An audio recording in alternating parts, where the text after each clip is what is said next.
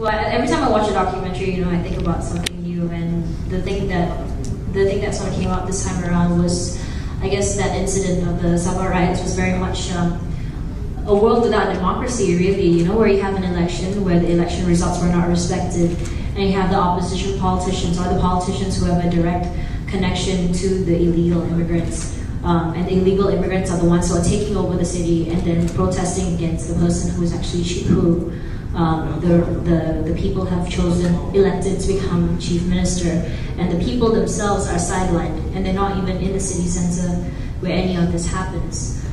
So I'm I mean, the thing that really like frustrates me is why a lot of Sabahans, I mean, it's such a big deal. It's a small incident that was sort of like restricted to a certain area, but I'm kind of wondering why it's not something that is a big deal, why a lot of people didn't end up talking about it. Why did I only have to find out about it last year, you know? Like, why is, like, this is a big, like should be a huge lesson to like Sabah politics today, because I mean, none of these problems have gone away, they've only perpetuated.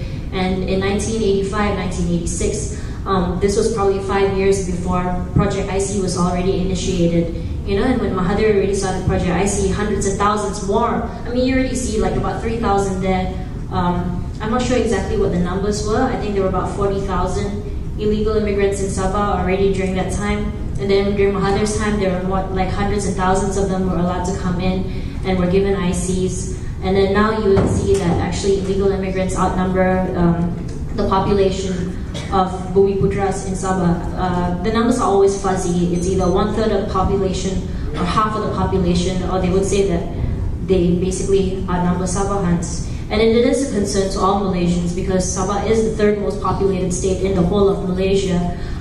So it's not a problem that just affects Sabah, it is a problem that affects all of us. And it's frightening in terms of security as well, because a lot of these people came over because they were affected by the war between Philippines and Mindanao, the Moros. So now we hear a lot, now we've heard about the Philippines and Mindanao having a peace agreement, and hopefully this will contribute to Sabah security in future.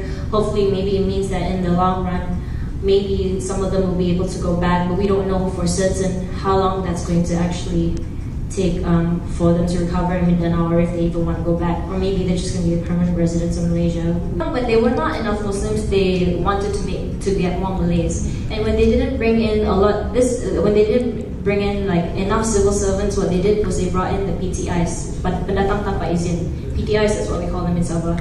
They brought in all the foreigners, and then they who are Muslim especially, a lot of the foreigners converted into Islam just so they can become citizens. And then the government will put all these foreigners, I'm not sure about all the cases, but generally, as far as I know with Project IC, they will label all of them as Malay. That's why Sabah's, the rate of Malay people of the Malay the community has actually risen very, very quickly, exponentially over the years. So I mean, I watched a talk by Jo Kutas recently when she was talking about pluralism in Malaysia.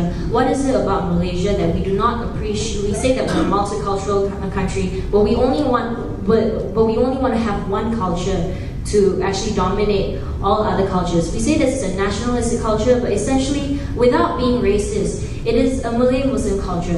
And you know what? It frustrates me because why are not all cultures allowed to live? Why is Sabah not allowed to just be, you know, whatever it is they want to be? Why can't religion still be about justice? Why can't religion still be about purity? Why does it have to be politicized by people who just want to stay in power? They are the biggest perverts of religion. They are the biggest perverts of culture and race. Nobody is killing our culture and our heritage like more than the government is. And Project IC is one of those things that exemplifies that. If the Sabah vote is not good enough for them, they should get out of Sabah.